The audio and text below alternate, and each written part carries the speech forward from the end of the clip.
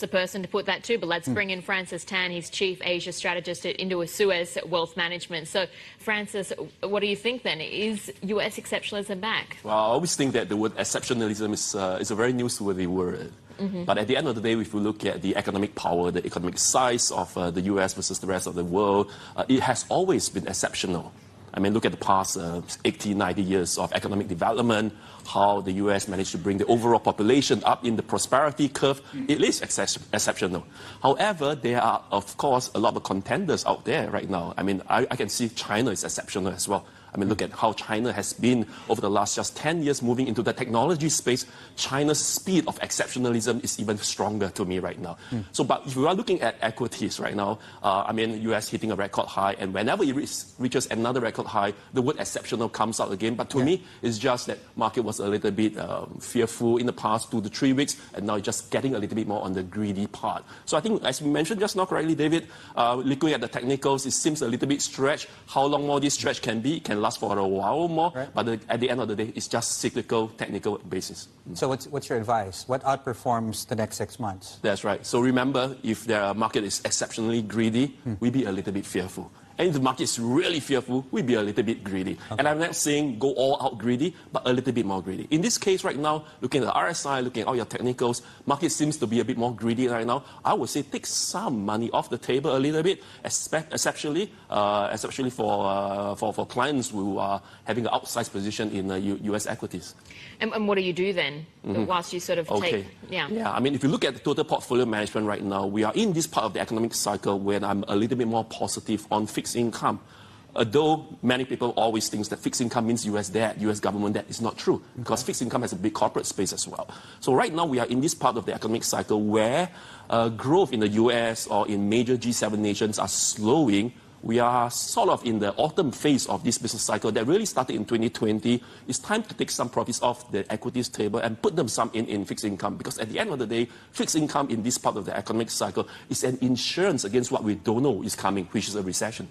Are we sure about where we are in the economic cycle in the US? That's my follow-up question. That's right. There. So how do we determine that we are in the autumn part of the economic cycle? It's very simple. Interest rates will start to move lower. And that's what we are seeing. The interest rate futures are pricing in as well. We are seeing unemployment rate getting a little bit higher from its all-time low. And its all-time low is around 3.5%. When it was its all-time low, it is summer actually. So now it's climbing higher. But of course, it's anyone's guess where unemployment rate in the US can go. I mean, recent numbers fell back to 4.1.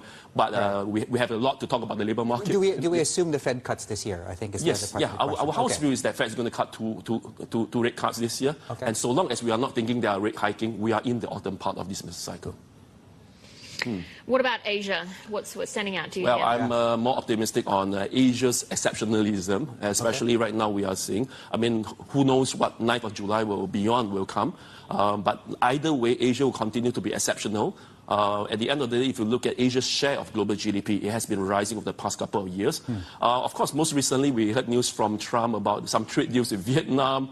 Well, that can be part of his art of the deal to show to other nations that, see, if I'm going to be a lot more tough, people are going to kowtow to me right now, right? But what happens? I mean, you mentioned Vietnam. That's a deal, and I put that in quotation marks because there's really not so much so far that tells us it's anything that's really substantial. So what happens if all of these negotiations become very protracted as well? That's right. So what I think Trump wants to do right now is to showcase to the world that if I am continuing to be like that, if I don't blink yet, I think countries will kowtow to me. That's exactly what.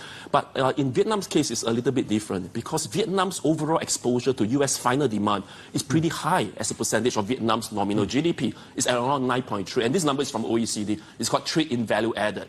So 9.3% of Vietnam's GDP is dependent on US final demand, irregardless of them sending their goods elsewhere, eventually ends up in US. So that's pretty high. Of course, if you look at countries that's near to US, Mexico is 15.5, even larger. So countries that have a larger exposure of their GDP to US final demand will have a higher probability of kowtowing to what Trump is going to say. But guess what? China is 2.8% only. Okay, so Francis will be rejoining us for some final thoughts in a couple of minutes. Francis Tan there, Chief Strategist Asia at Indo-Suez Wealth Management. Right, just under, well, quite literally right now, under 7 minutes away. There we go. 6 minutes and 57 seconds as I speak to the opening bell. 0.7%, 23.9 at the Hang Seng Index. A preview of the trading day just ahead. Happy Friday. You're watching The China Show.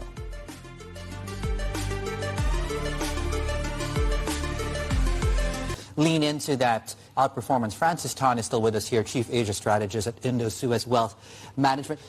What do you think about gold? Well, the allocation of gold, I think, is important for any portfolio right now, especially when the market is getting a little bit more uncertain to what the future will be like in terms of economic growth. But of course, there's a rule of thumb in field of finance. We always say that, allocation to gold should be around 5 to 10% of portfolio. The question that I always get is, so is it 5 or is it 10? Now, that really depends on what you feel about the upcoming 6 months to 1 year growth opportunity. If you think that the equities are currently pretty high up in terms of valuation, which is exactly what we are seeing right now, all-time high, then it's time to increase some allocation to gold. Yeah. Well, what do you think? Is 10%? Something that I've heard recently is 10% might be on the low side right now, given the sort of structural flows into gold. What would your advice be as a counter? It seems like gold is glittering a lot right now. It really depends, again, on the business cycle theory that I was talking about just now. Well, if we are in a later part of the business cycle, you should increase your allocation to gold. But it really depends on the risk profile of a portfolio. Yeah. There are investors who are aggressive. There are investors who are a lot more conservative. It really depends. But right now, I would say that if it's going to be only 5 to 10%, you should garner something that's nearer to 10%. Okay, Chinese equities. We just had an open today. You said you're mainly constructive, of course. This China exceptionalism, I think, is the phrase you used earlier on. What would you advise people to buy in China at this point? That's right. For me, I will say that China will be a long-term accumulation strategy for clients, for investors right now. Do not excessively trade China. I mean, you're going to come out disappointed, especially over the last 3 to 4 years. A lot of people that I met has always said that, China seems to be uninvestable. Rather, China is uninvestable. I don't think so. Because if you look at China's position as some of the strong tech players around the world, the innovation that China has, and if you just do a quick ChatGPT or whatever on what are the top technology that China is leading the world right now, that's a lot. If I'm not wrong, 37 or 40 something. That's amazing. But it can't be at such valuation right now, right? Because of a lot of external forces, because of the US hammering China, because they are the second student in the class. They can't win the top student of the class. The top student of this class is so afraid of the second top student right now. But what China is doing, I believe, is offering a lot of undervalued technology companies. So if you're into China, do it using a dollar cost averaging approach to accumulate Chinese tech. Which parts of Chinese tech, though? Okay, of course, there are platform Chinese tech, there are innovation Chinese tech, there's AI Chinese tech. And if AI is going to be the future, and if you think that Chinese AI will be one of the strong contenders in the world, AI-related Chinese tech will be one of the key things. Quantum computing, big data analytics, all these things will be the key ones that we are looking at still. Anything to avoid? Not just in China, like anything in general that you think is a mistake? Well, if you have seen the most recent construction real estate numbers coming from China, it didn't tick up higher. New home sales, even existing home sales, it moved a bit lower again. So I think for now, we would like to hold on in terms of any exposure to Chinese real estate for now. Yeah. All right, Francis, thanks so much for joining us, and definitely come back to us next time you're in Hong Kong. That was Francis Tan, their Chief Strategist Asia at Indo-Suez Wealth Management, and I think a really good launching point, of course, from a China property back into Hong Kong's property sector. We planned it. Did we plan it? Yeah. Well, let's say take credit for it. Okay, let's say we planned it. Bill, come on.